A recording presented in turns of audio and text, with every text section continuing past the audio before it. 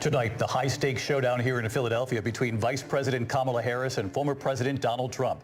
Their first face-to-face meeting in this presidential election, their first face-to-face meeting ever. A historic race for president upended just weeks ago. President Biden withdrawing after his last debate. Donald Trump now up against a new opponent. The candidates separated by the smallest of margins, essentially tied in the polls nationally and in the key battlegrounds, including right here in Pennsylvania, all still very much in play. The ABC News presidential debate starts right now. This is an ABC News special, the most consequential moment of this campaign. Kamala Harris. Together, we will chart a new way forward. Donald Trump. We will soon be a great nation again. Face to face, historic. The ABC News presidential debate. Here now, David Muir and Lindsay Davis. Good evening, I'm David Muir, and thank you for joining us for tonight's ABC News presidential debate. We want to welcome viewers watching on ABC and around the world tonight. Vice President Kamala Harris and President Donald Trump are just moments away from taking the stage in this unprecedented race for president. And I'm Lindsay Davis. Tonight's meeting could be the most consequential event of their campaigns, with Election Day now less than 2 months away. For Vice President Kamala Harris, this is her first debate since President Biden withdrew from the race on July 21st. Of course, that decision followed his debate against President Donald Trump in June. Since then, this race has taken on an entirely new dynamic. And that brings us to the rules of tonight's debate. 90 minutes with 2 commercial breaks. No topics or questions have been shared with the campaigns. The candidates will have 2 minutes to answer questions, and this is the clock. That's what they'll be seeing. 2 minutes for rebuttals and 1 minute for follow-ups, clarifications, or responses. Their microphones will only be turned on when it's their turn to speak. No pre-written notes allowed. There is no audience here tonight in this hall at the National Constitution Center. This is an intimate setting for 2 candidates who have never met. President Trump won the coin toss. He chose to deliver the final closing statement of the evening. Vice President Harris selected the podium to the right. So let's now welcome the candidates to the stage. Vice President Kamala Harris and President Donald Trump.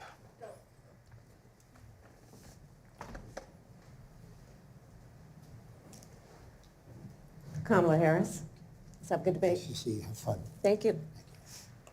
Welcome to you both. It's wonderful to have you. It's an honor to have you both here tonight. Good evening. We are looking forward to a spirited and thoughtful debate. So let's get started. I want to begin tonight with the issue that voters repeatedly say is their #1 issue, and that is the economy and the cost of living in this country. Vice President Harris, you and President Trump were elected 4 years ago, and your opponent on the stage here tonight often asks his supporters, are you better off than you were 4 years ago? When it comes to the economy, do you believe Americans are better off than they were 4 years ago? So I was raised as a middle-class kid, and I am actually the only person on this stage who has a plan that is about lifting up the middle class and working people of America. I believe in the ambition, the aspirations, the dreams of the American people. And that is why I imagine and have actually a plan to build what I call an opportunity economy. Because here's the thing. We know that we have a shortage of homes and housing, and the cost of housing is too expensive for far too many people. We know that young families need support to raise their children, and I intend on extending a tax cut for those families of $6,000, which is the largest child tax credit that we have given in a long time, so that those young families can afford to buy a crib, buy a car seat, buy clothes for their children. My passion, one of them, is small businesses. My mother raised my sister and me, but there was a woman who helped raise us. We call her our second mother. She was a small business owner. I love our small businesses. My plan is to give a $50,000 tax deduction to start up small businesses, knowing they are part of the backbone of America's economy. My opponent, on the other hand, his plan is to do what he has done before, which is to provide a tax cut for billionaires and big corporations, which will result in $5 trillion to America's deficit. My opponent has a plan that I call the Trump's sales tax, which would be a 20% tax on everyday goods that you rely on to get through the month. Economists have said that Trump sales tax would actually result for middle-class families in about $4,000 more a year because of his policies and his ideas about what should be the backs of middle-class people paying for tax cuts for billionaires. President Trump, I'll give you 2 minutes. First of all, I have no sales tax. That's an incorrect statement. She knows that. We're doing tariffs on other countries. Other countries are going to finally, after 75 years, pay us back for all that we've done for the world. And the tariff will be substantial in some cases. I took in billions and billions of dollars, as you know, from China. In fact, they never took the tariff off because it was so much money they can't. It would totally destroy everything that they've set out to do. They're taking in billions of dollars from China and other places. They've left the tariffs on. When I had it, I had tariffs, and yet I had no inflation. Look, we've had a terrible economy because inflation has, which is really known as a country buster. It breaks up countries. We have inflation like very few people have ever seen before, probably the worst in our nation's history. We were at 21%, but that's being generous because many things are 50, 60, 70, and 80% higher than they were just a few years ago. This has been a disaster for people, for the middle class, but for every class. On top of that, we have millions of people pouring into our country from prisons and jails, from mental institutions and insane asylums, and they're coming in and they're taking jobs that are occupied right now by African Americans and Hispanics, and also unions. Unions are going to be affected very soon. And you see what's happening. You see what's happening with towns throughout the United States. You look at Springfield, Ohio. You look at Aurora in Colorado. They are taking over the towns. They're taking over buildings. They're going in violently. These are the people that Xi and Biden led into our country, and they're destroying our country. They're dangerous. They're at the highest level of criminality, and we have to get them out. We have to get them out fast. I created one of the greatest economies in the history of our country. I'll do it again and even better. We are going to get to immigration and border security during this debate, but I would like to let Vice President Harris respond on the economy here. Well, I would love to. Let's talk about what Donald Trump left us. Donald Trump left us the worst unemployment since the Great Depression. Donald Trump left us the worst public health epidemic in a century. Donald Trump left us the worst attack on our democracy since the Civil War. And what we have done is clean up Donald Trump's mess. What we have done and what I intend to do is build on what we know are the aspirations and the hopes of the American people. But I'm going to tell you all in this debate tonight, you're going to hear from the same old tired playbook, a bunch of lies, grievances, and name-calling.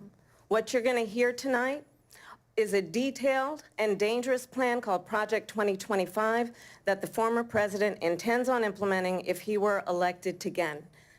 I believe very strongly that the American people want a president who understands the importance of bringing us together, knowing we have so much more in common than what separates us, and I pledge to you to be a president for all Americans. President Trump will give you a minute here to respond. Number one, I have nothing to do, as you know, and as she knows better than anyone, I have nothing to do with Project 2025. That's out there. I haven't read it. I don't want to read it purposely. I'm not going to read it. This was a group of people that got together. They came up with some ideas, I guess some good, some bad, but it makes no difference. I have nothing to do. Everybody knows I'm an open book. Everybody knows what I'm going to do. Cut taxes very substantially and create a great economy like I did before. We had the greatest economy. We got hit with a pandemic. And the pandemic was not since 1917, where 100 million people died, has there been anything like it. We did a phenomenal job with the pandemic. We handed them over a country where the economy and where the stock market was higher than it was before the pandemic came in. Nobody's ever seen anything like it. We made ventilators for the entire world. We got gowns, we got masks, we did things that nobody thought possible. And people give me credit for rebuilding the military. They give me credit for a lot of things, but not enough credit for the great job we did with the pandemic. But the only jobs they got were bounce-back jobs. These were jobs bounced back, and it bounced back, and it went to their benefit. But I was the one that created them. They know it, and so does everybody else. Vice President Harris, I'll let you respond. So Donald Trump has no plan for you. And when you look at his economic plan, it's all about tax breaks for the richest people.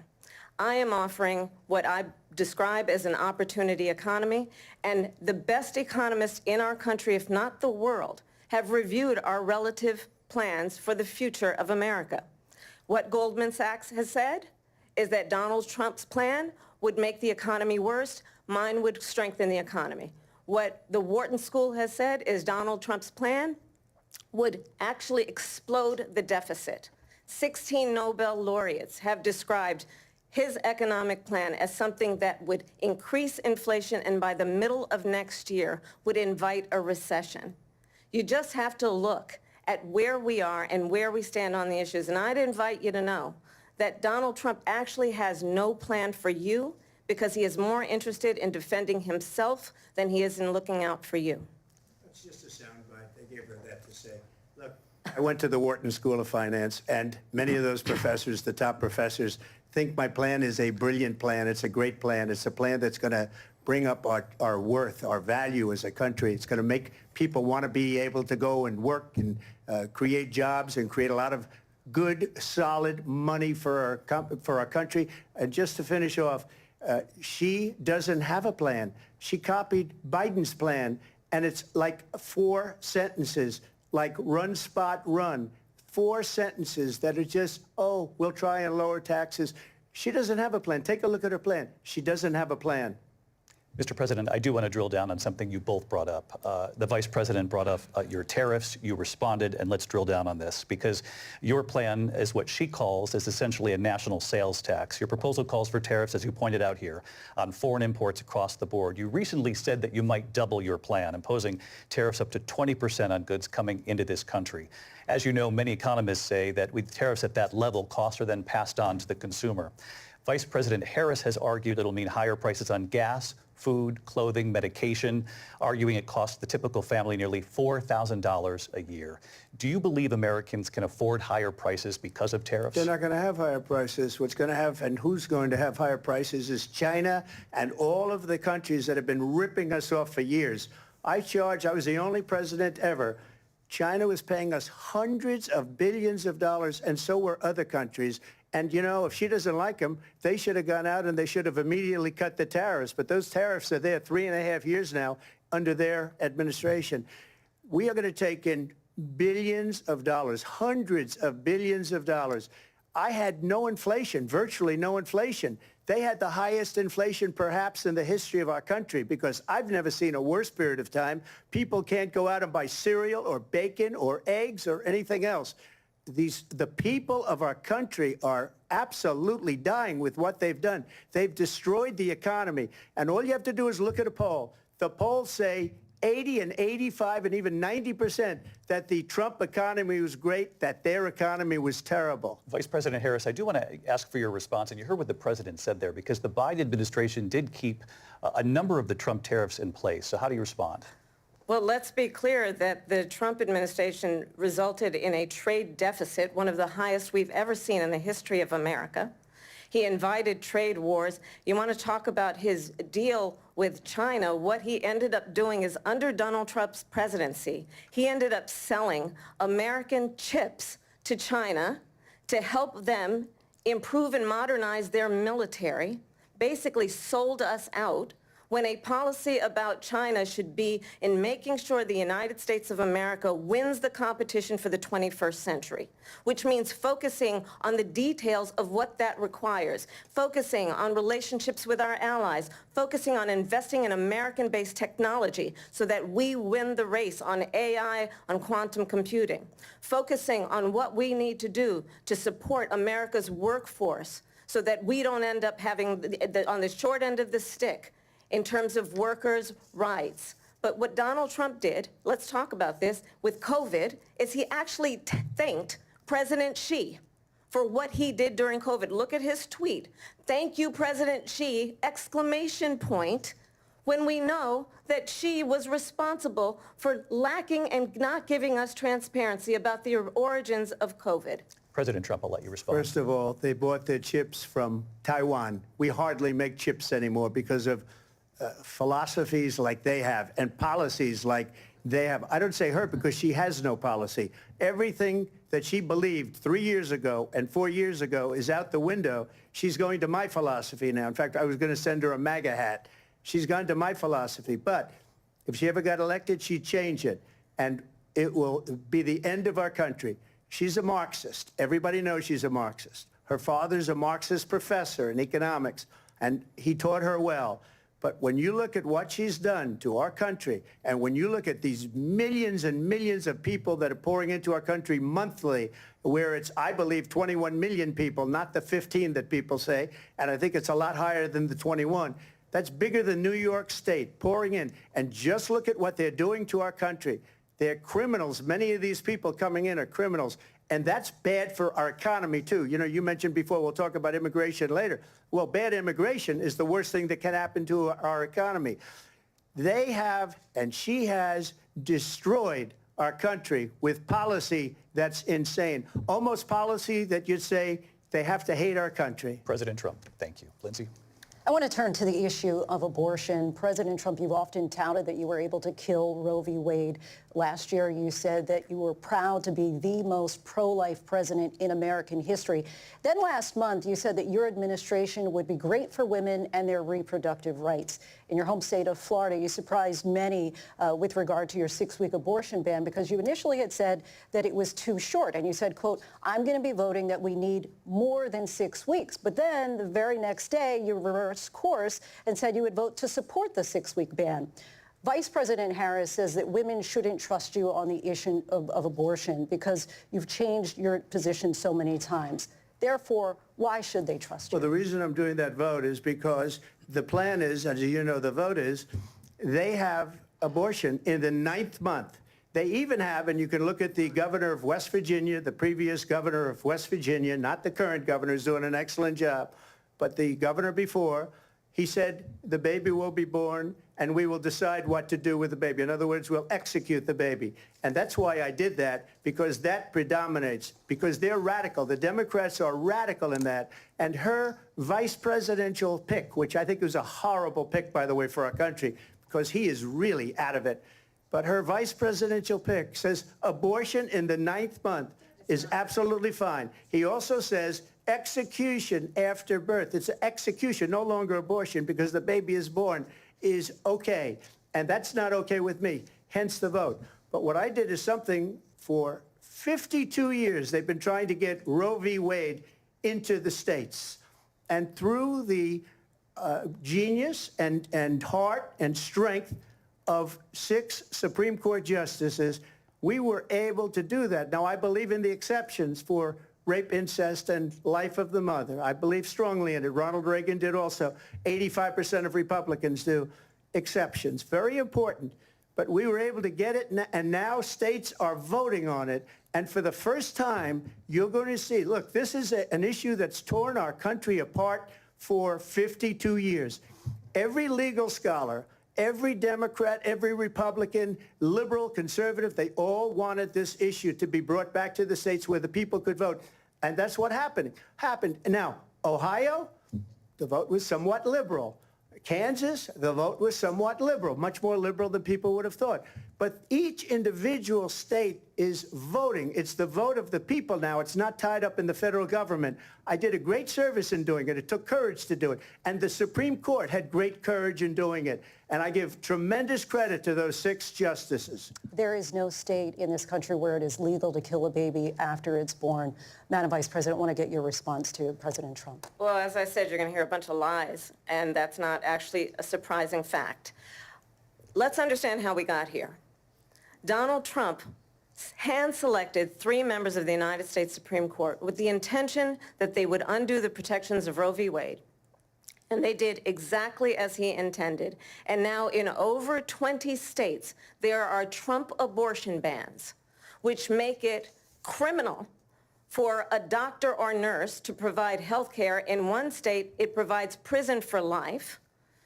Trump abortion bans that make no exception even for rape and incest, which understand what that means. A survivor of a crime of violation to their body does not have the right to make a decision about what happens to their body next. That is immoral. And one does not have to abandon their faith or deeply held beliefs to agree. The government, and Donald Trump certainly, should not be telling a woman what to do with her body. I have talked with women around our country. You want to talk about this is what people wanted? Pregnant women who want to carry a pregnancy to term, suffering from a miscarriage, being denied care in an emergency room because the healthcare providers are afraid they might go to jail, and she's bleeding out in a car in the parking lot? She didn't want that. Her husband didn't want that. A 12 or 13-year-old survivor of incest being forced to carry a pregnancy to term?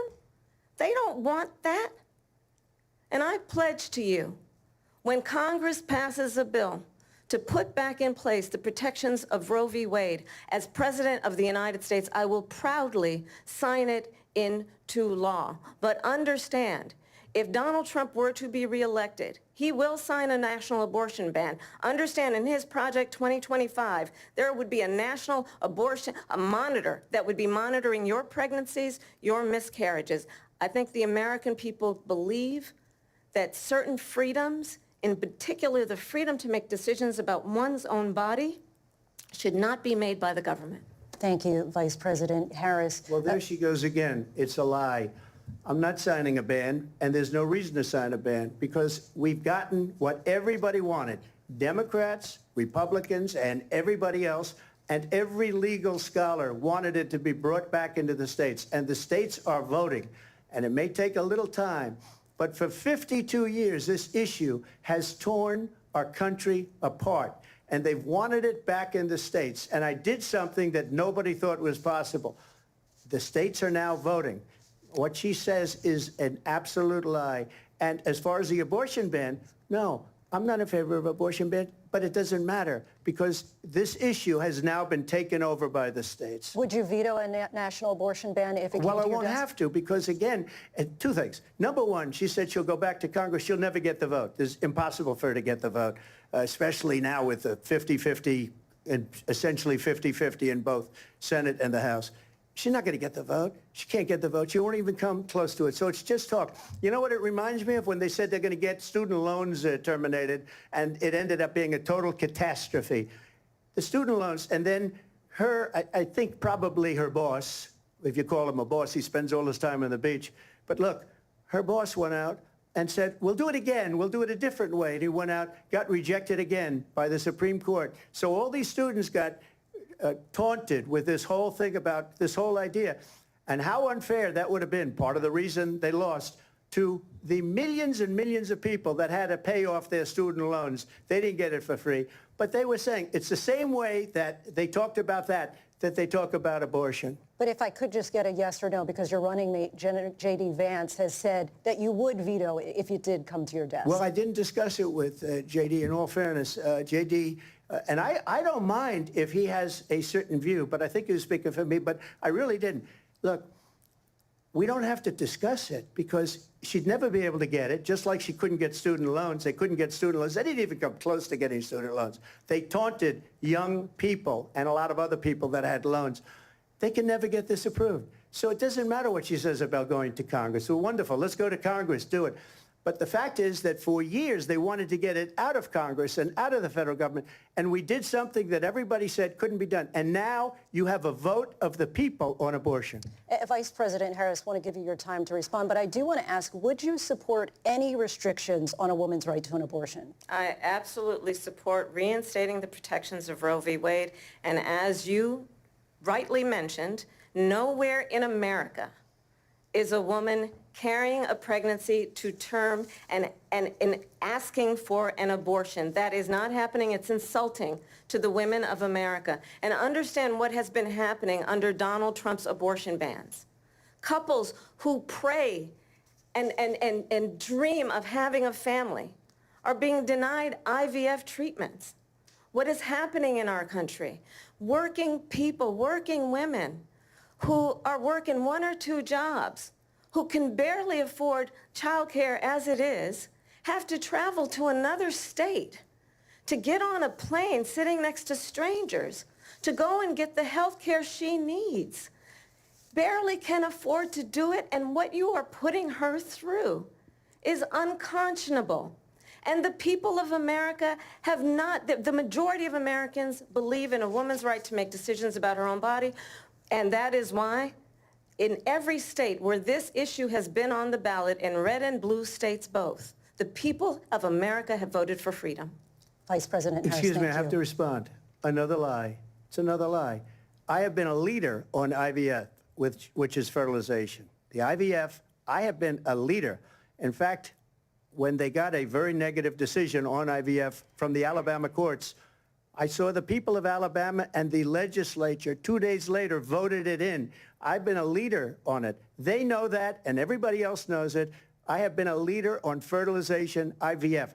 And the other thing, you should ask, will she allow abortion in the 8th month, 9th month, 7th month? Come on. Okay, would you do that? Why don't you ask her that question? Why don't you answer That's the problem. question? Would you because veto? under Roe v. Wade, Answer the question, would you veto? you could do abortions in the 7th month, the 8th month, the 9th That's month, not true. and probably after birth. Just look at the governor, former governor of Virginia. The governor of Virginia said, we put the baby aside, and then we determine what we want to do with the baby. President Trump, thank you. We're going to turn now to immigration and border security. We know it's an issue that's important to Republicans, Democrats, voters across the board in this country. Vice President Harris, you were tasked by President Biden with getting to the root causes of migration from Central America. We know that illegal border crossings reached a record high in the Biden administration. This past June, President Biden imposed tough new asylum restrictions. We know the numbers since then have dropped significantly. But my question to you tonight is, why did the administration wait until 6 months before the election to act? And would you have done anything differently from President Biden on this? So I'm the only person on this stage who has prosecuted transnational criminal organizations for the trafficking of guns, drugs, and human beings. And let me say that the United States Congress, including some of the most conservative members of the United States Senate, came up with a border security bill which I supported. And that bill would have put 1,500 more border agents on the border to help those folks who are working there right now overtime trying to do their job. It would have allowed us to stem the flow of fentanyl coming into the United States. I know there are so many families watching tonight who have been personally affected by the surge of fentanyl in our country. That bill would have put more resources to allow us to prosecute transnational criminal organizations for trafficking in guns, drugs, and human beings. But you know what happened to that bill? Donald Trump got on the phone, called up some folks in Congress, and said, kill the bill. And you know why? Because he'd prefer to run on a problem instead of fixing a problem. And understand, this comes at a time where the people of our country actually need a leader who engages in solutions, who actually addresses the problems at hand. But what we have in the former president is someone who would prefer to run on a problem instead of fixing a problem. And I'll tell you something, he's going to talk about immigration a lot tonight, even when it's not the subject that is being raised. And I'm going to actually do something really unusual, and I'm going to invite you to attend one of Donald Trump's rallies, because it's a really interesting thing to watch. You will see during the course of his rallies, he talks about fictional characters like Hannibal Lecter.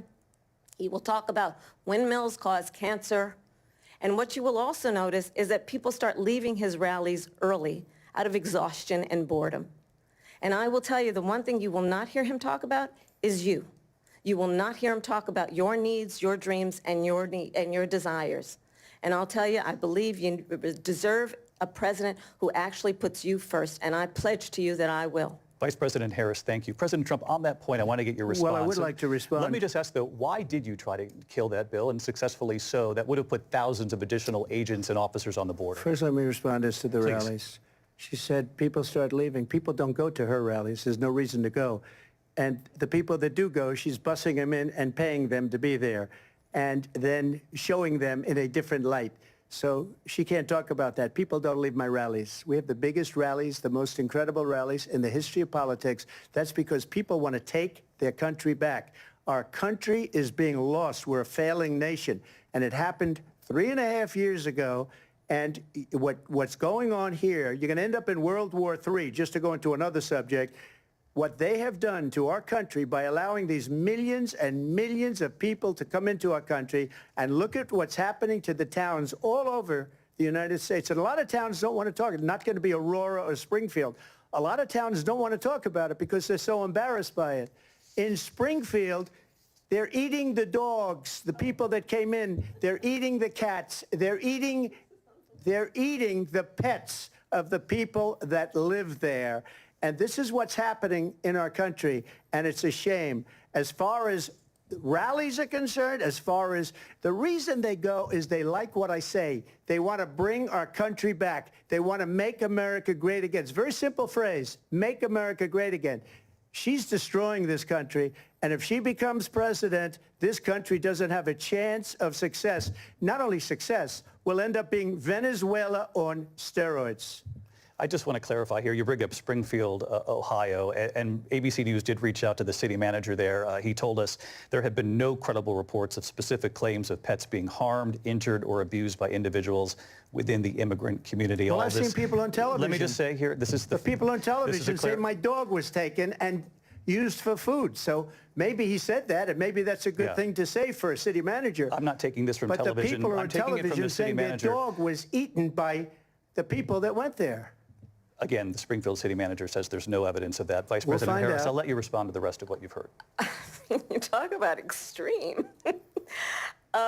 This is, I think, one of the reasons why in this election, I actually have the endorsement of 200 Republicans who have formerly worked with President Bush, Mitt Romney, and John McCain, including the endorsement of former Vice President Dick Cheney and Congress member Liz Cheney. And if you want to really know the inside track on who the former president is, if he didn't make it clear already, just ask people who have worked with him. His former chief of staff, a four-star general, has said he has contempt for the Constitution of the United States. His former national security advisor has said he is dangerous and unfit.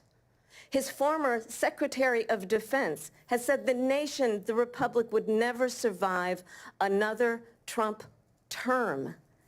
And when we listen to this kind of rhetoric, when the issues that affect the American people are not being addressed, I think the choice is clear in this election. President Trump, I'll give you a quick minute to respond here. Thank you, because when I hear that, see, I'm a different kind of a person. I fired most of those people. Not so graciously. They did bad things or a bad job. I fired them. They never fired one person. They didn't fire anybody having to do with Afghanistan and the Taliban and the 13 people who's were just killed, viciously and violently killed. And I got to know the parents and the family. They didn't fire. They should have fired all those generals, all those top people, because that was one of the most incompetently handled situations anybody has ever seen. So when somebody does a bad job, I fire him. And you take a guy like Esper. He was no good. I fired him. So he writes a book. Another one writes a book. Because with me, they can write books. With nobody else can they. But they have done such a poor job, and they never fire anybody. Look at the economy. Look at the inflation. They didn't fire any of their economists. They have the same people. That's a good way not to have books written about you. But just to finish, I got more votes than any Republican in history by far. In fact, I got more votes than any president, sitting president, in history by far. Let me continue on immigration. It was what you wanted to talk about earlier, so let's get back to your deportation proposal that the vice president has reacted to as well. President Trump, you call this the largest domestic deportation operation in the history of our country. You say you would use the National Guard. You say if things get out of control, you'd have no problem using the U.S. military. Police, yes. You also said you would use local police. How would you deport 11 million undocumented immigrants? I know you believe that number is much higher. Take us through this. What does this look like? Will authorities be going door to door in this country? Yeah, it is much higher because of them. They allowed criminals, many, many millions of criminals.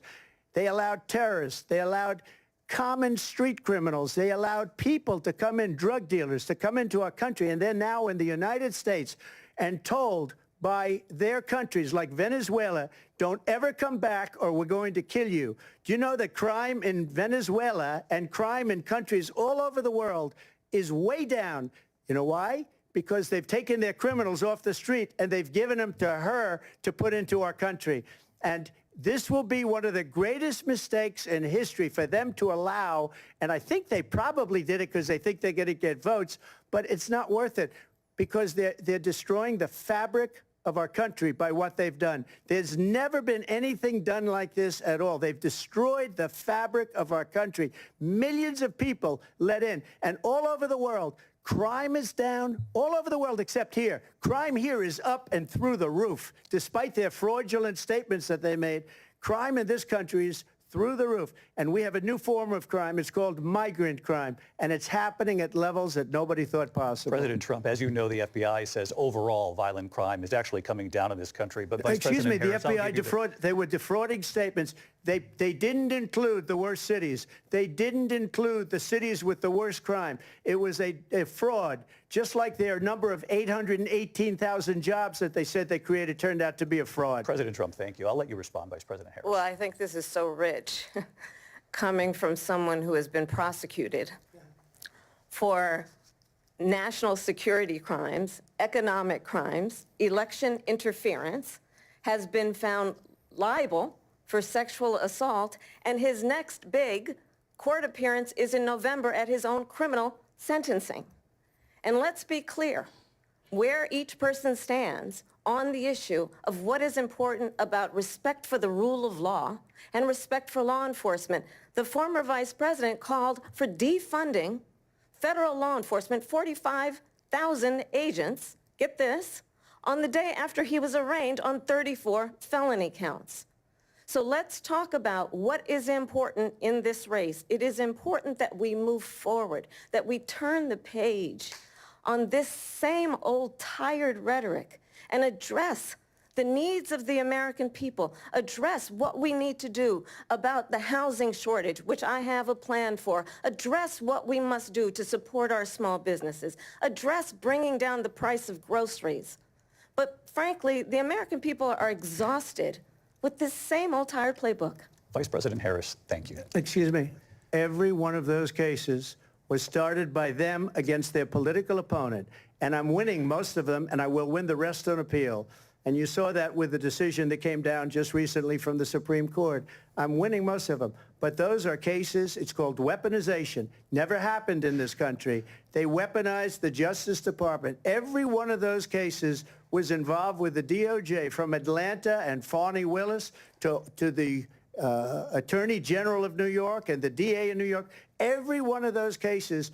And then they say, oh, he's a criminal. They're the ones that made them go after me. By the way, Joe Biden was found essentially guilty on the documents case. And what happened in my documents case? They said, oh, that's the toughest of them all.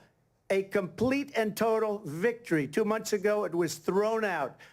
It's weaponization, and they used it, and it's never happened in this country. They used it to try and win an election. They're fake cases. President Trump, thank you. A really quick response here, Vice President Harris, on this notion of weaponization of the Justice Department. Well, let's talk about extreme and understand the context in which this election in 2024 is taking place. The United States Supreme Court recently ruled that the former president would essentially be immune from any misconduct if he were to enter the White House again. Understand, this is someone who has openly said he would terminate, I'm quoting, terminate the Constitution of the United States, that he would weaponize the Department of Justice against his political enemies. Someone who has openly expressed disdain for members of our military. Understand what it would mean if Donald Trump were back in the White House with no guardrails, because certainly we know now the court won't stop him. We know J.D. Vance is not going to stop him. It's up to the American people Vice President to stop Harris, him. Thank you. Lindsay? Vice President Harris, in your last run for president. This is the one that weaponized, not me. She weaponized. I probably took a bullet to the head because of the things that they say about me. They talk about democracy. I'm a threat to democracy. They're the threat to democracy with a fake Russia investigation We do have a lot that went nowhere. We have a lot to get to. Lindsay? Vice President Harris, in your last run for president, you said you wanted to ban fracking. Now you don't. You wanted mandatory government buyback programs for assault weapons. Now your campaign says you don't. You supported decriminalizing border crossings. Now you're taking a harder line. I know you say that your values have not changed. So then why have so many of your policy positions changed? So my values have not changed, and I'm going to discuss every one of at least every point that you've made. But in particular, let's talk about fracking, because we're here in Pennsylvania. I made that very clear in 2020. I will not ban fracking. I have not banned fracking as Vice President of the United States. And in fact, I was the tie-breaking vote on the Inflation Reduction Act, which opened new leases for fracking. My position is that we have got to invest in diverse sources of energy so we reduce our reliance on foreign oil. We have had the largest increase in domestic oil production in history because of an approach that recognizes that we cannot over-rely on foreign oil. As it relates to my values, let me tell you, I grew up a middle-class kid raised by a hardworking mother who worked and saved and was able to buy our first home when I was a teenager. The values I bring to the importance of home ownership, knowing not everybody got handed $400 million on a silver platter and then filed bankruptcy 6 times, is a value that I bring to my work to say we are going to work with the private sector and home builders to increase 3 million homes, increase by 3 million homes by the end of my first term. My work that is related to having a friend when I was in high school who was sexually assaulted by her stepfather.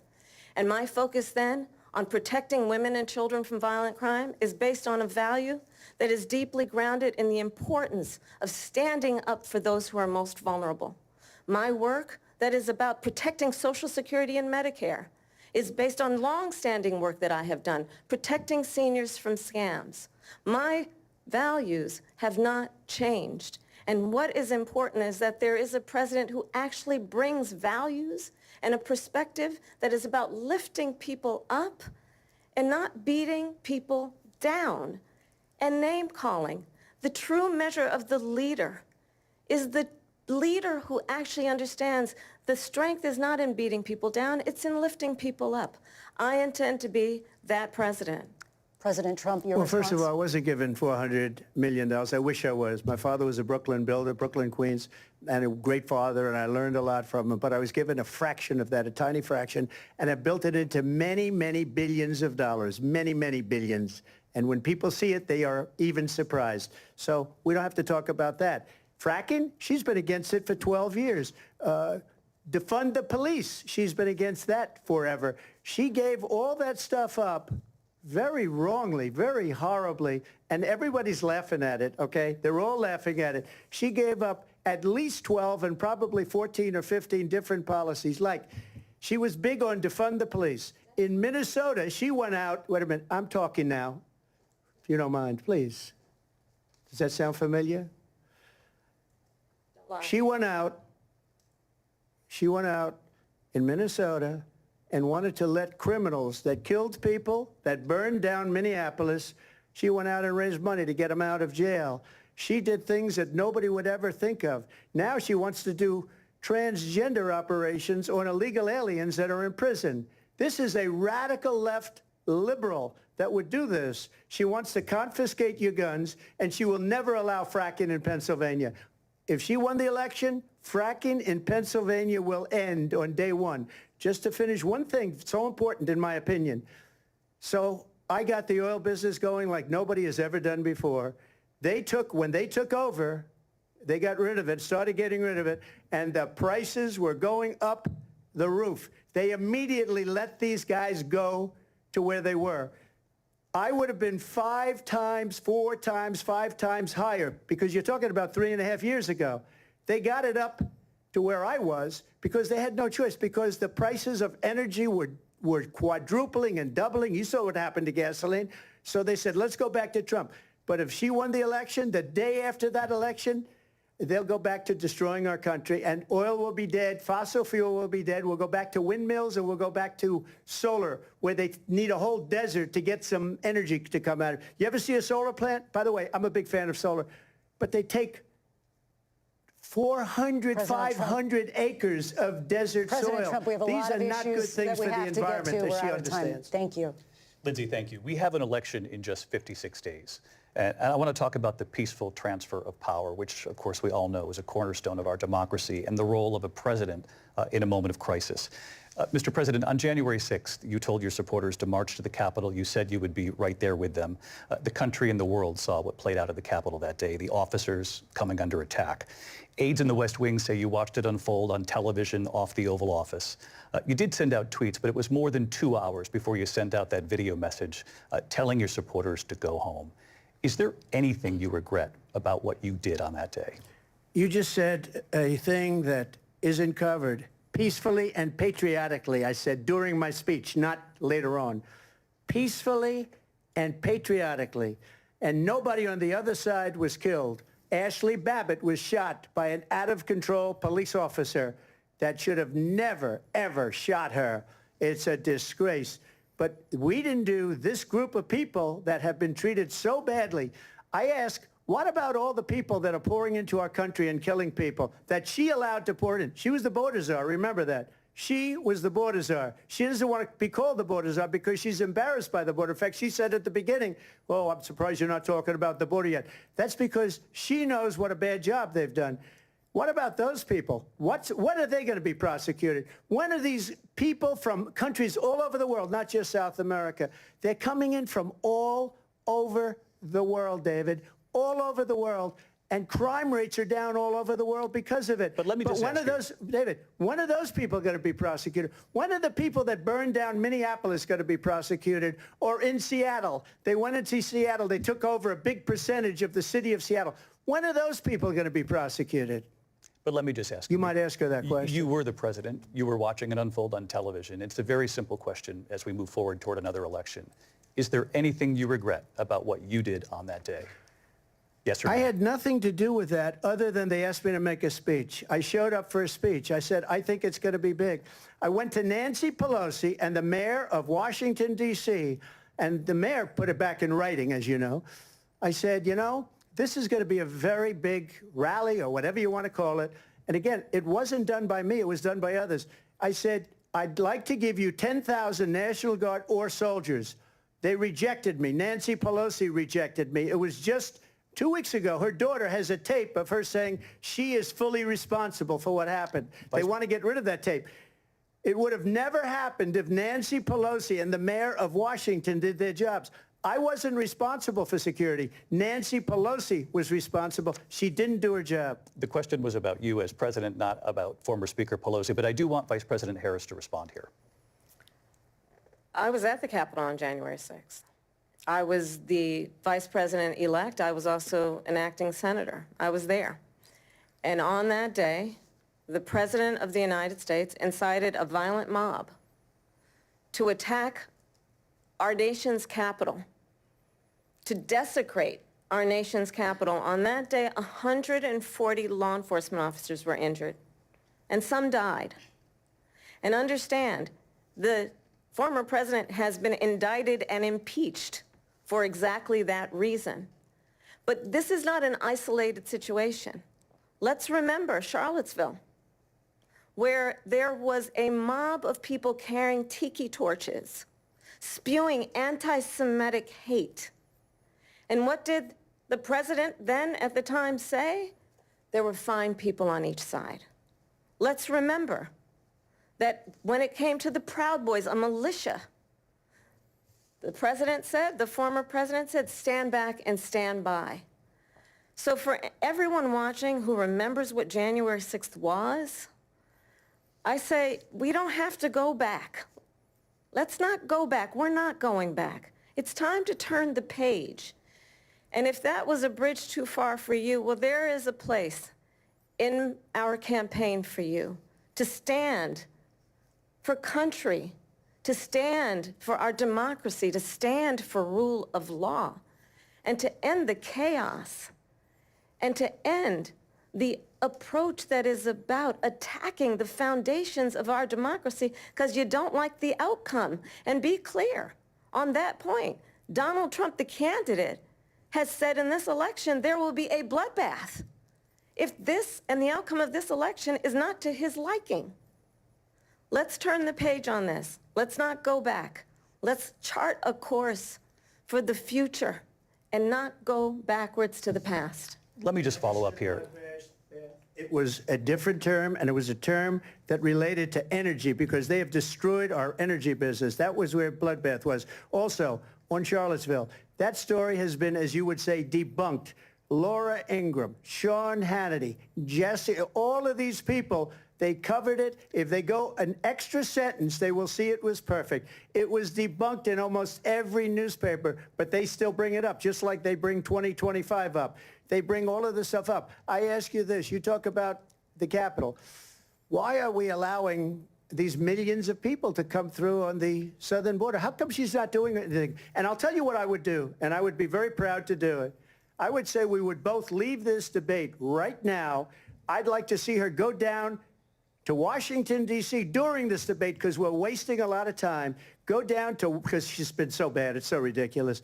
Go down to Washington, D.C. and let her sign a bill to close up the border, because they have the right to do it. They don't need bills. They have the right to do it. The President of the United States, you'll get him out of bed, you'll wake him up at 4 o'clock in the afternoon, you'll say, come on down to the office, let's sign a bill. If he signs a bill that the border is closed, all he has to do is say it to the Border Patrol, who are phenomenal.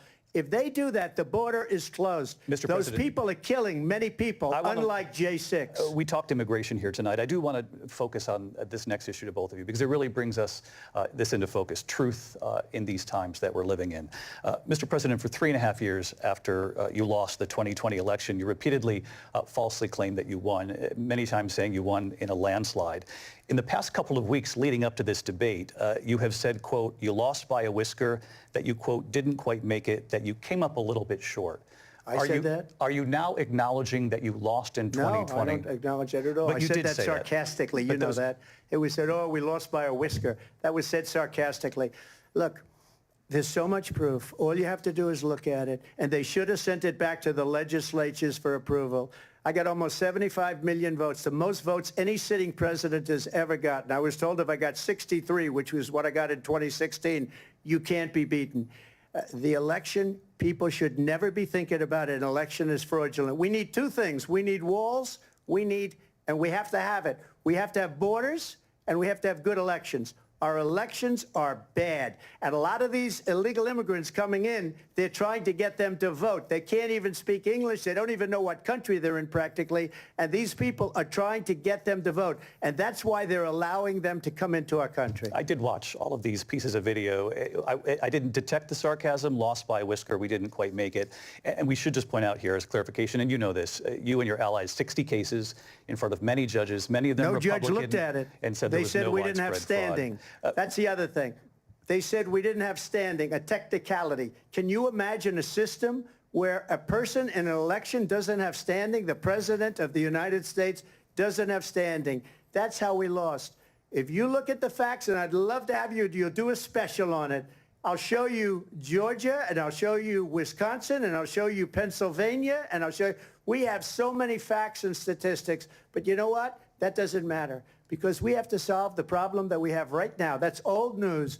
And the problem that we have right now is we have a nation in decline, and they have put it into decline. We have a nation that is dying, David. Mr. President, thank you. Vice President Harris, you heard the president there tonight. He said he didn't say that he lost by a whisker. So he still believes he did not lose the election that was won by President Biden and yourself.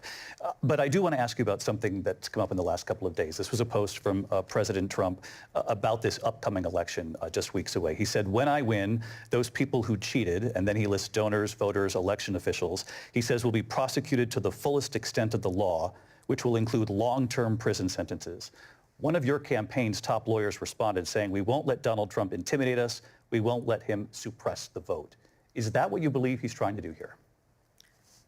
Donald Trump was fired by 81 million people. So let's be clear about that. And clearly he is having a very difficult time processing that. But we cannot afford to have a president of the United States who attempts, as he did in the past, to upend the will of the voters in a free and fair election. And I'm going to tell you that I have traveled the world as Vice President of the United States, and world leaders are laughing at Donald Trump. I have talked with military leaders, some of whom worked with you, and they say you're a disgrace. And when you then talk in this way in a presidential debate and deny what over and over again are court cases you have lost because you did in fact lose that election, it leads one to believe that perhaps we do not have in the candidate to my right the temperament or the ability to not be confused about fact. That's deeply troubling, and the American people deserve better. I'll give you 1 minute to respond, Mr. President. Let me just say about world leaders. Viktor Orban, one of the most respected men, they call him a strong man. He's a tough person, smart. Prime Minister of Hungary. They said, why is the whole world blowing up? 3 years ago it wasn't. Why is it blowing up? He said, because you need Trump back as president. They were afraid of him. China was afraid, and I don't like to use the word afraid, but I'm just quoting him. China was afraid of him. North Korea was afraid of him. Look at what's going on with North Korea, by the way. He said Russia was afraid of him. I ended the Nord Stream 2 pipeline, and Biden put it back on day one, but he ended the XL pipeline. The XL pipeline in our country, he ended that. But he let the Russians build a pipeline going all over Europe and heading into Germany, the biggest pipeline in the world. Look, Viktor Orban said it. He said the most respected, most feared person is Donald Trump. We had no problems when Trump was president, but when this weak, pathetic man that you saw at a debate just a few months ago, that if he weren't in that debate, he'd be running instead of her. She got no votes. He got 14 million votes. What you did, you talk about a threat to democracy. He got 14 million votes, and they threw him out of office. And you know what? I'll give you a little secret. He hates her. He can't stand her. But he got 14 million votes. They threw him out. She got 0 votes. And when she ran, she was the first one to leave because she failed. And now she's running. I don't understand it, but I'm okay with it because your time is I think up. we're going to do very well. We've got a lot more to get to. Turning now to the Israel-Hamas war and the hostages who are still being held, Americans among them. Vice President Harris, in December, you said, quote, Israel has a right to defend itself, but you added, quote, it matters how, saying international humanitarian law must be respected. Israel must do more to protect innocent civilians. You said that 9 months ago. Now an estimated 40,000 Palestinians are dead. Nearly 100 hostages remain. Just last week, Prime Minister Benjamin Netanyahu said there's not a deal in the making. President Biden has not been able to break through the stalemate. How would you do it? Well, let's understand how we got here. On October 7, Hamas, a terrorist organization, slaughtered 1,200 Israelis. Many of them young people who were simply attending a concert. Women were horribly raped. And so absolutely, I said then, I say now, Israel has a right to defend itself. We would. And how it does so matters. Because it is also true, far too many innocent Palestinians have been killed. Children, mothers. What we know is that this war must end. It must end immediately, and the way it will end is we need a ceasefire deal and we need the hostages out. And so we will continue to work around the clock on that. Work around the clock, also understanding that we must chart a course for a two-state solution. And in that solution, there must be security for the Israeli people and Israel, and in equal measure for the Palestinians. But the one thing I will assure you always, I will always give Israel the ability to defend itself, in particular as it relates to Iran and any threat that Iran and its proxies pose to Israel. But we must have a two-state solution where we can rebuild Gaza, where the Palestinians have security, self-determination, and the dignity they so rightly deserve. President Trump, how would you negotiate with Netanyahu and also Hamas in order to get the hostages out and prevent the killing of more innocent civilians in Gaza? If I were president, it would have never started. If I were president, Russia would have never, ever, I know Putin very well, he would have never, and there was no threat of it either, by the way, for 4 years, have gone into Ukraine and killed millions of people when you add it up, far worse than people understand what's going on over there. But when she mentions about Israel, all of a sudden, she hates Israel. She wouldn't even meet with Netanyahu when he went to Congress to make a very important speech. She refused to be there because she was at a sorority party of hers. She wanted to go to the sorority party. She hates Israel. If she's president, I believe that Israel will not exist within 2 years from now. And I've been pretty good at predictions, and I hope I'm wrong about that one.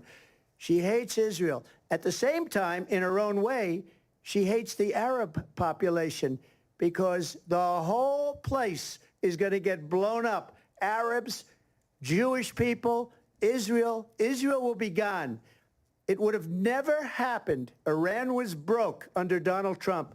Now Iran has $300 billion because they took off all the sanctions that I had. Iran had no money for Hamas or Hezbollah or any of the 28 different spheres of terror. And they are spheres of terror, horrible terror. They had no money. It was a big story, and you know it. You covered it very well, actually. They had no money for terror. They were broke. Now they're a rich nation, and now what they're doing is they're spreading that money around. Look at what's happening with the Houthis and Yemen. Look at what's going on in the Middle East. This would have never happened. I will get that settled and fast, and I'll get the war with Ukraine and Russia ended. If I'm president-elect, I'll get it done before even becoming president. Vice President Harris, he says you hate Israel. That's absolutely not true. I have my entire career and life supported Israel and the Israeli people. He knows that. He's trying to, again, divide and distract from the reality, which is it is very well known that Donald Trump is weak and wrong on national security and foreign policy. It is well known that he admires dictators, wants to be a dictator on day one, according to himself. It is well known that he said of Putin that he can do whatever the hell he wants and go into Ukraine. It is well known that he said when Russia went into Ukraine, it was brilliant. It is well known he exchanged love letters with Kim Jong-un. And it is absolutely well known that these dictators and autocrats are rooting for you to be president again because they're so clear. They can manipulate you with flattery and favors. And that is why so many military leaders who you have worked with have told me you are a disgrace. That is why we understand that we have to have a president who is not consistently weak and wrong on national security, including the importance of upholding and respecting in highest regard our military. Vice President Harris, thank you. They're the ones, and she's the one that caused it, that's weak on national security by allowing every nation last month for the year, 168 different countries sending people into our country. Their crime rates are way down. Putin endorsed her last week, said, I hope she wins. And I think he meant it because what he's gotten away with is absolutely incredible. It wouldn't have happened with me. The leaders of other countries think that they're weak and incompetent, and they are. They're grossly incompetent. And I just ask one question. Why does Biden go in and kill the Keystone Pipeline and approve the single biggest deal that Russia's ever made, Nord Stream 2, the biggest pipeline anywhere in the world going to Germany and all over Europe, because they're weak and they're ineffective. And Biden, by the way, gets paid a lot of money. Thank you. We have a lot of issues to get to. We'll be right back with much more of this historic ABC News presidential debate from the National Constitution Center right here in Philadelphia. Back in a moment.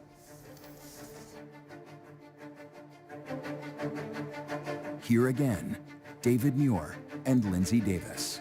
Welcome back to this historic ABC News presidential debate tonight. We're going to continue here, and I want to turn to the war in Ukraine. We're now 2.5 years into this conflict. Mr. President, it has been the position of the Biden administration that we must defend Ukraine from Russia, from Vladimir Putin, to defend their sovereignty, their democracy, that it's in America's best interest to do so, arguing that if Putin wins, he may be emboldened to move even further into other countries. You have said you would solve this war in 24 hours. You said so just before the break tonight. How exactly would you do that? And I want to ask you a very simple question tonight. Do you want Ukraine to win this war? I want the war to stop. I want to save lives that are being uselessly, people being killed by the millions. It's the millions. It's so much worse than the numbers that you're getting, which are fake numbers. Look, we're in for $250 billion or more, because they don't ask Europe, which is a much bigger beneficiary to getting this thing done than we are. They're in for $150 billion less because Biden and you don't have the courage to ask Europe like I did with NATO. They paid billions and billions, hundreds of billions of dollars when I said, either you pay up or we're not going to protect you anymore. So that's maybe one of the reasons they don't like me as much as they like weak people. But you take a look at what's happening. We're in for 250 to 275 billion. They're into 100 to 150. They should be forced to equalize. With that being said, I want to get the war settled. I know Zelensky very well, and I know Putin very well. I have a good relationship, and they respect your president, okay? They respect me. They don't respect Biden. How would you respect him? Why? For what reason? He hasn't even made a phone call in 2 years to Putin, hasn't spoken to anybody. They don't even try and get it. That is a war that's dying to be settled. I will get it settled before I even become president. If I win, when I'm president-elect, and what I'll do is I'll speak to one, I'll speak to the other, I'll get them together. That war would have never happened. And in fact, when I saw Putin after I left, unfortunately left because our country has gone to hell. But after I left, when I saw him building up soldiers, he did it after I left, I said, oh, he must be negotiating. It must be a good, strong point of negotiation. Well, it wasn't, because Biden had no idea how to talk to him. He had no idea how to stop it. And now you have millions of people dead, and it's only getting worse, and it could lead to World War III. Don't kid yourself, David. We're playing with World War III, and we have a president that we don't even know if he's... Where is our president? We don't even know if he's a president. And just to clarify they here... They threw him out of a campaign like a dog. We don't even know. Is he our president? But we have a president, Mr. President, that doesn't know he's alive. Your time is up. Just to clarify in the question, do you believe it's in the U.S. best interests for Ukraine to win this war, yes or no? I think it's the U.S. best interest to get this war finished and just get it done. All right. Negotiate a deal, because we have to stop all of these human lives from being destroyed. I want to take this to Vice President Harris. I want to get your thoughts on support for Ukraine in this moment, but also, as Commander-in-Chief, if elected, how would you deal with Vladimir Putin, and would it be any different from what we're seeing from President Biden? Well, first of all, it's important to remind the former president, you're not running against Joe Biden, you're running against me. I believe the reason that Donald Trump says that this war would be over within 24 hours is because he would just give it up. And that's not who we are as Americans. Let's understand what happened here.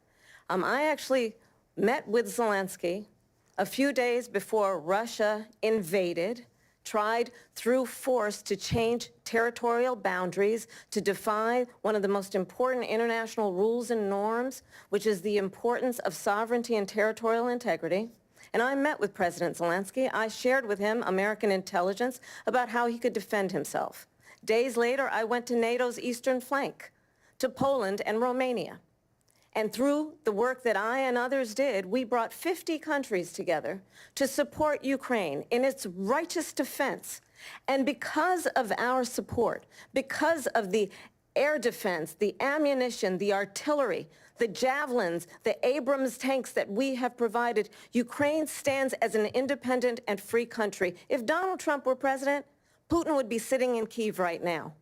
And understand what that would mean, because Putin's agenda is not just about Ukraine. Understand why the European allies and our NATO allies are so thankful that you are no longer president, and that we understand the importance of the greatest military alliance the world has ever known, which is NATO, and what we have done to preserve the ability of Zelensky and the Ukrainians to fight for their independence. Otherwise, Putin would be sitting in Kyiv with his eyes on the rest of Europe, starting with Poland. And why don't you tell the 800,000 Polish Americans right here in Pennsylvania how quickly you would give up for the sake of favor and what you think is a friendship with what is known to be a dictator who would eat you for lunch. Vice President Harris, thank you. We've heard from both of you on Ukraine tonight. Afghanistan came up in the last hour. I wanted her to respond to something you said earlier, and now, please, I'll give you a minute here. Putin would be sitting in Moscow, and he wouldn't have lost 300,000 men and women, but he would have been sitting in Moscow. Quiet, please. He would have been sitting in Moscow much happier than he is right now. But eventually, you know, he's got a thing that other people don't have. He's got nuclear weapons. They don't ever talk about that. He's got nuclear weapons. Nobody ever thinks about that. And eventually, maybe he'll use them, and maybe he hasn't been that threatening, but he does have that. something we don't even like to talk about. Nobody likes to talk about it. But just so you understand, they sent her to negotiate peace before this war started. 3 days later, he went in and he started the war because everything they said was weak and stupid. They said the wrong things. That war should have never started. She was the emissary. They sent her in to negotiate with Zelensky and Putin, and she did. And the war started 3 days later. And that's the kind of talent we have with her. She's worse than Biden. In my opinion, I think he's the worst president in the history of our country. She goes down as the worst vice president in the history of our country. But let me tell you something. She is a horrible negotiator. They sent her in to negotiate. As soon as they left, Putin did the invasion. President Trump, thank you. You did bring up something. You said she went to negotiate with Vladimir Putin. Vice President Harris, have you ever met Vladimir Putin? Can you clarify tonight? Yet again, I said it at the beginning of this debate, you're going to hear a bunch of lies coming from this fellow. And that is another one. When I went to meet with President Zelensky, I've now met with him over 5 times. The reality is it has been about standing as America always should, as a leader upholding international rules and norms, as a leader who shows strength, understanding that the alliances we have around the world are dependent on our ability to look out for our friends and not favor our enemies because you adore strongmen instead of caring about democracy. And that is very much what is at stake here. The President of the United States is commander-in-chief. And the American people have a right to rely on a president who understands the significance of America's role and responsibility in terms of ensuring that there is stability and ensuring we stand up for our principles and not sell them for the benefit of personal flattery. We've talked about Ukraine and Vladimir Putin. I do want to talk about Afghanistan. It came up in the first hour of this debate. I want to move on to Afghanistan. Stoltenberg said Trump did the most amazing thing I've ever seen. He got these countries, the 28 countries at the time, to pay up. He said, I've never seen. He's the head of NATO. He said, I've never seen. For years, we were paying almost all of NATO. We were being ripped off by European nations, both on trade and on NATO. I got them to pay up by saying one of the statements you made before, if you don't pay, we're not going to protect you. President Otherwise, Trump. we would have never gotten it. He said it was one of the most incredible jobs that he's ever seen done. Thank you. I want to turn to Afghanistan. It came up in the first hour of the debate, and we witnessed a poignant moment today on Capitol Hill, honoring the soldiers who died in the chaotic withdrawal from Afghanistan. I do want to ask the Vice President, do you believe you bear any responsibility in the way that withdrawal played out? Well, I will tell you, I agreed with President Biden's decision to pull out of Afghanistan. 4 presidents said they would, and Joe Biden did. And as a result, America's taxpayers are not paying the $300 million a day we were paying for that endless war. And as of today, there is not one member of the United States military who is in active duty in a combat zone in any war zone around the world, the first time this century. But let's understand how we got to where we are. Donald Trump, when he was president, negotiated one of the weakest deals you can imagine. He calls himself a deal maker. Even his national security advisor said it was a weak, terrible deal. And here's how it went down. He bypassed the Afghan government. He negotiated directly with a terrorist organization called the Taliban. The negotiation involved the Taliban getting 5,000 Taliban terrorists released. And get this, and the president at the time invited the Taliban to Camp David, a place of storied significance for us as Americans, a place where we honor the importance of American diplomacy, where we invite and receive respected world leaders. And this former president, as president, invited them to Camp David because he does not again appreciate the role and responsibility of the President of the United States to be commander-in-chief with a level of respect. And this gets back to the point of how he has consistently disparaged and demeaned members of our military, fallen soldiers, and the work that we must do to uphold the strength and the respect of the United States of America around the world. Vice President Harris, thank you. President Trump, your response to her saying that you began the negotiations with the Taliban. So if you take a look at that period of time, the Taliban was killing our soldiers, a lot of them, with snipers. And I got involved with the Taliban because the Taliban was doing the killing. That's the fighting force within Afghanistan. They don't bother doing that because, you know, they deal with the wrong people all the time. But I got involved. And Abdul is the head of the Taliban. He is still the head of the Taliban. And I told Abdul, don't do it anymore. You do it anymore, you're going to have problems. And he said, why do you send me a picture of my house? I said, you're going to have to figure that out, Abdul. And for 18 months, we had nobody killed. We did have an agreement negotiated by Mike Pompeo. It was a very good agreement. The reason it was good, it was we were getting out. We would have been out faster than them, but we wouldn't have lost the soldiers. We wouldn't have left many Americans behind, and we wouldn't have left $85 billion worth of brand new, beautiful military equipment behind. And just to finish, they blew it.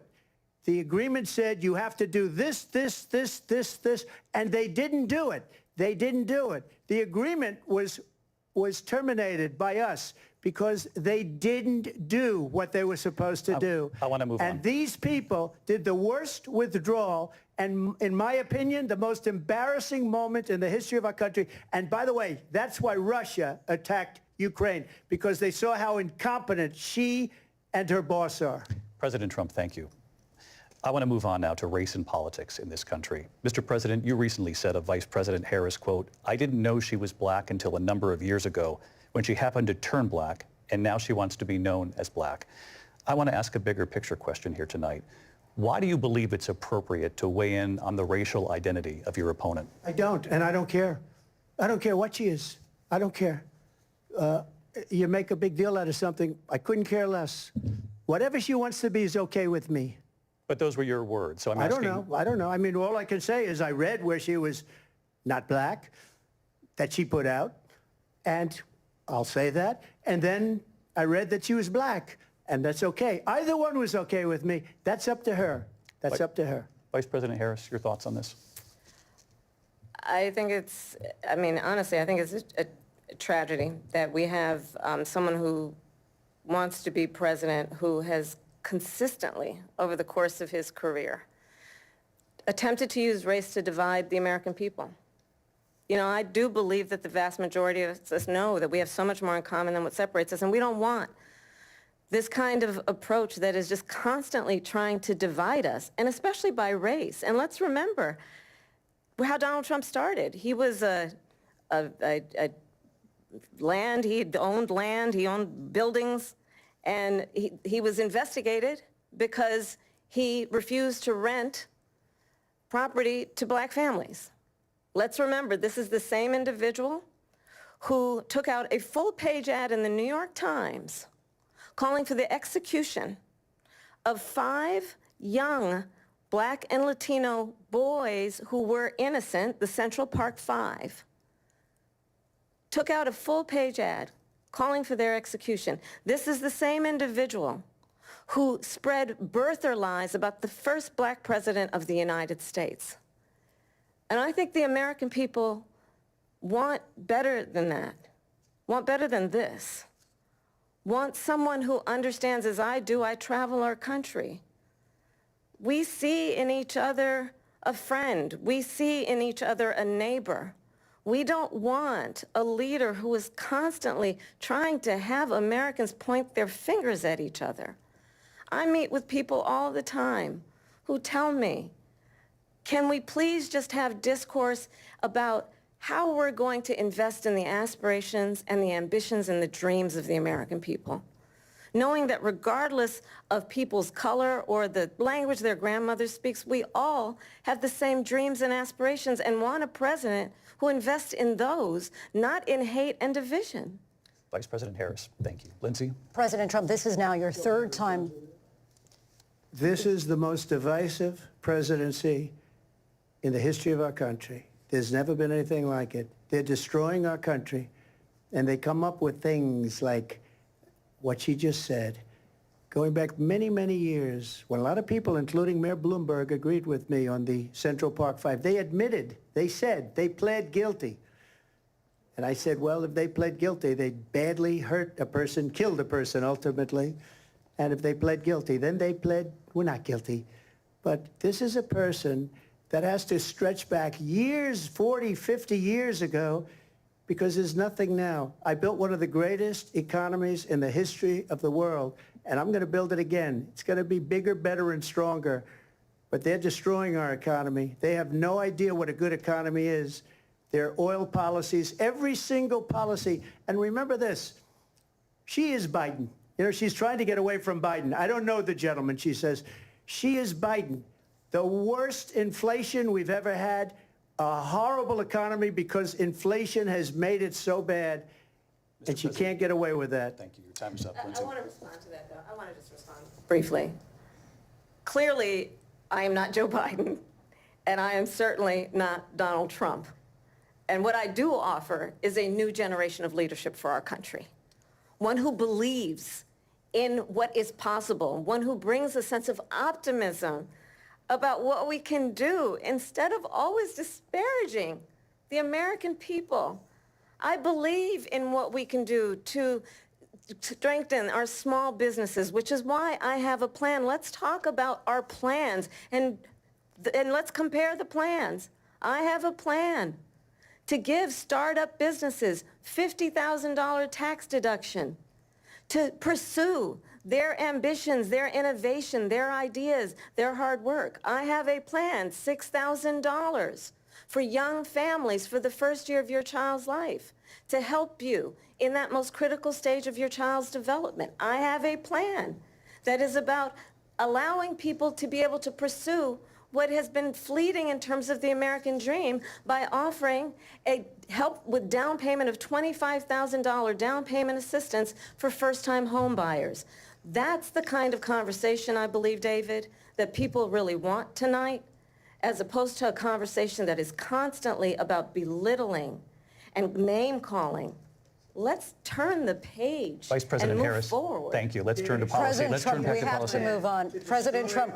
Let's turn to policy, She has please. a plan to defund the police. She has a plan to confiscate everybody's gun. President Trump, she we has do a have to plan move to on to not other allow issues. fracking in Pennsylvania or anywhere else. Okay. Thank you, That's Mr. what her President. plan is until just recently. I just need Lindsay, to go ahead. respond President because Trump, the President former Trump, president has no, said I'm something sorry. twice that I need to No, respond to. I'm sorry. We're I going just to need to move on, respond Vice one President time Harris. to what he has President said Trump, this multiple is times. now your Yes. third time running for president. You have long vowed to repeal and replace the Affordable Care Act, also known as Obamacare. You have failed to accomplish that. You now say you're going to keep Obamacare, quote, unless we can do something much better. Correct. Last month you said, quote, we're working on it. So tonight, 9 years after you first started running, do you have a plan, and can you tell us what it is? Obamacare was lousy health care, always was. It's not very good today. And what I said, that if we come up with something, and we are working on things, we're going to do it and we're going to replace it. But remember this, I inherited Obamacare because Democrats wouldn't change it. They wouldn't vote for it. They were unanimous. They wouldn't vote to change it. If they would have done that, we would have had a much better plan than Obamacare. But the Democrats came up. They wouldn't vote for it. I had a choice to make when I was president. Do I save it and make it as good as it can be, never going to be great, or do I let it rot? And I felt I had an obligation, even though politically it would have been good to just let it rot and let it go away. I decided, and I told my people, the top people, and they're very good people. I have a lot of good people in that administration. We read about the bad ones. We had some real bad ones, too, and so do they. They have really bad ones. The difference is they don't get rid of them. But let me just explain. I had a choice to make. Do I save it and make it as good as it can be, or do I let it rot? And I saved it. I did the right thing. But it's still never going to be great, and it's too expensive for people. And what we will do is we're looking at different plans. If we can come up with a plan that's going to cost our people, our population, less money and be better health care than Obamacare, then I would absolutely do it. But until then, I'd run it as good as it can be run. So just a yes or no, you still do not have a plan? I have concepts of a plan. I'm not president right now. But if we come up with something. I would only change it if we come up with something that's better and less expensive. And there are concepts and options we have to do that. And you'll be hearing about it in the not-too-distant future. Vice President Harris, in 2017, you supported Bernie Sanders' proposal to do away with private insurance and create a government-run health care system. 2 years later, you proposed a plan that included a private insurance option. What is your plan today? Well, first of all, I absolutely support, and over the last 4 years as vice president, private health care options. But what we need to do is maintain and grow the Affordable Care Act. But I'll get to that, Lindsay. I just need to respond to a previous point that the former president has made. I've made very clear my position on fracking. And then this business about taking everyone's guns away. Tim Walz and I are both gun owners. We're not taking anybody's guns away. So stop with the continuous lying about this stuff. As it relates to the Affordable Care Act, understand, just look at the history to know where people stand. When Donald Trump was president, 60 times he tried to get rid of the Affordable Care Act. 60 times. I was a senator at the time when I will never forget the early morning hours when it was up for a vote in the United States Senate. And the late, great John McCain, who you have disparaged as being, you don't like him, you said, at the time because he got caught. He was an American hero. The late, great John McCain, I will never forget that night, walked onto the Senate floor and said, no, you don't. No, you don't. No, you don't get rid of the Affordable Care Act. You have no plan. And what the Affordable Care Act has done is eliminate the ability of insurance companies to deny people with pre-existing conditions. I don't have to tell the people watching tonight, you remember what that was like? Remember when an insurance company could deny if a child had asthma, if someone was a breast cancer survivor, if a grandparent had diabetes? And thankfully, as I've been vice president and we over the last 4 years have strengthened the Affordable Care Act, we have allowed for the first time Medicare to negotiate drug prices on behalf of you, the American people. Donald Trump said he was going to allow Medicare to negotiate drug prices. He never did. We did. And now we have capped the cost of insulin at $35 a month. Since I've been vice president, we have capped the cost of prescription medication for seniors at $2,000 a year. And when I am president, we will do that for all people, understanding that the value I bring to this is that access to health care should be a right and not just a privilege of those who can afford it. And the plan has to be to strengthen the Affordable Care Act, not get rid of it, Vice President Harris, thank in terms you. of where Donald Trump stands on that. I want to move to an issue that's important for a lot of... You made a mistake. Number one, John McCain fought Obamacare for 10 years. But it wasn't only him. It were all of the Democrats that kept it going. And you know what? We can do much better than Obamacare, much less money. But she won't improve private insurance for people, private medical insurance. That's another thing she doesn't want to get. People are paying privately for insurance that have worked hard and made money, and they want to have private. She wants everybody to be on government insurance where you wait 6 months for an operation that you need immediately. President Trump, thank you. We have another issue that we'd like to get to that's important for a number of Americans, in particular younger voters, and that's climate change. President Trump, with regard to the environment, you say that we have to have clean air and clean water. Vice President Harris, you call climate change an existential threat.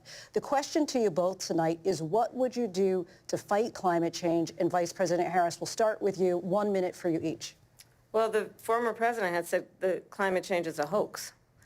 And what we know is that it is very real. You ask anyone who lives in a state who has experienced these extreme weather occurrences, who now is either being denied home insurance or it's being jacked up.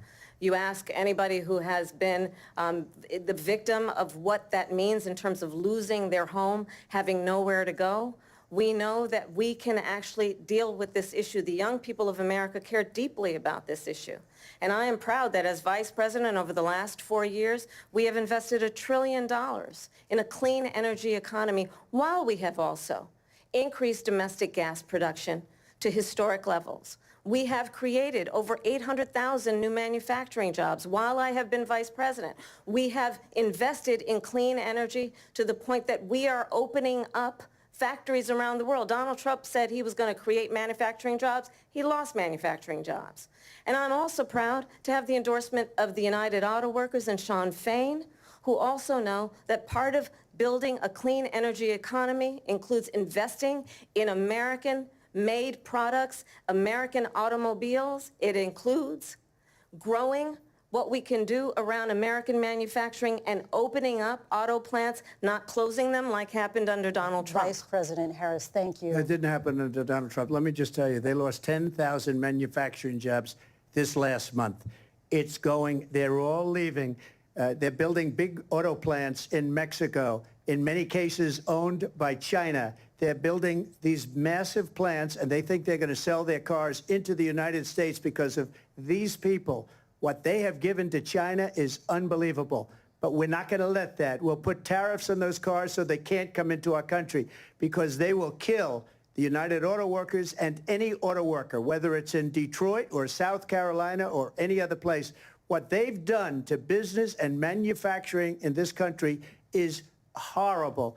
We have nothing because they refuse. You know, Biden doesn't go after people because supposedly China paid him millions of dollars. He's afraid to do it. Between him and his son, they get all this money from Ukraine. They get all this money from all of these different countries. And then you wonder, why is he so loyal to this one, that one, Ukraine, China?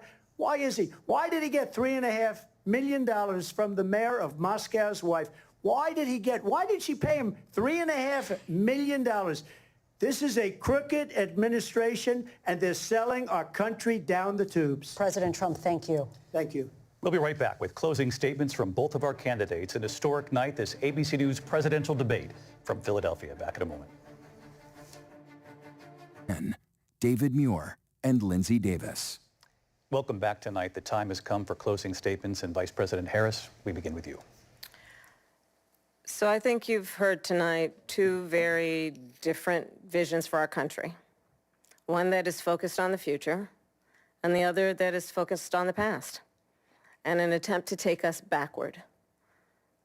But we're not going back. And I do believe that the American people know we all have so much more in common than what separates us, and we can chart a new way forward. And a vision of that includes having a plan, understanding the aspirations, the dreams, the hopes, the ambition of the American people, which is why I intend to create an opportunity economy, investing in small businesses, in new families, in what we can do around protecting seniors, what we can do that is about giving hardworking folks a break and bringing down the cost of living. I believe in what we can do together that is about sustaining America's standing in the world and ensuring that we have the respect that we so rightly deserve, including respecting our military and ensuring we have the most lethal fighting force in the world. I will be a president that will protect our fundamental rights and freedoms, including the right of a woman to make decisions about her own body and not have her government tell her what to do. I'll tell you, I started my career as a prosecutor. I was a DA, I was an attorney general, a United States senator, and now vice president. I've only had one client, the people. And I'll tell you, as a prosecutor, I never asked a victim or a witness, are you a Republican or a Democrat? The only thing I ever asked them, are you okay? And that's the kind of president we need right now. Someone who cares about you and is not putting themselves first. I intend to be a president for all Americans and focus on what we can do over the next 10 and 20 years to build back up our country by investing right now in you, the American people. Vice President Harris, thank you. President Trump? So she just started by saying she's going to do this, she's going to do that, she's going to do all these wonderful things. Why hasn't she done it? She's been there for 3.5 years. They've had 3.5 years to fix the border. They've had 3.5 years to create jobs and all the things we talked about. Why hasn't she done it? She should leave right now, go down to that beautiful White House, go to the Capitol, get everyone together and do the things you want to do, but you haven't done it, and you won't do it because you believe in things that the American people don't believe in. You believe in things like we're not going to frack. We're not going to take fossil fuel. We're not going to do things that are going to make this country strong, whether you like it or not. Germany tried that, and within 1 year, they were back to building normal energy plants. We're not ready for it. We can't sacrifice our country for the sake of bad vision. But I just ask one simple question. Why didn't she do it? We're a failing nation. We're a nation that's in serious decline. We're being laughed at all over the world. All over the world, they're laughing. I know the leaders very well. They're coming to see me. They call me. We're laughed at all over the world. They don't understand what happened to us as a nation. We're not a leader. We don't have any idea what's going on. We have wars going on in the Middle East. We have wars going on with Russia and Ukraine. We're going to end up in a third world war, and it'll be a war like no other because of nuclear weapons, the power of weaponry. I rebuilt our entire military. She gave a lot of it away to the Taliban. She gave it to Afghanistan. What these people have done to our country, and maybe toughest of all, is allowing millions of people to come into our country. Many of them are criminals, and they're destroying our country. The worst president, the worst vice president in the history of our country. President Trump, thank you. And that is our ABC News presidential debate from here in Philadelphia at the National Constitution Center. I'm Lindsay Davis. And I'm David Muir. Thank you for watching here in the U.S. and all over the world, and from all of us here at ABC News. Good night.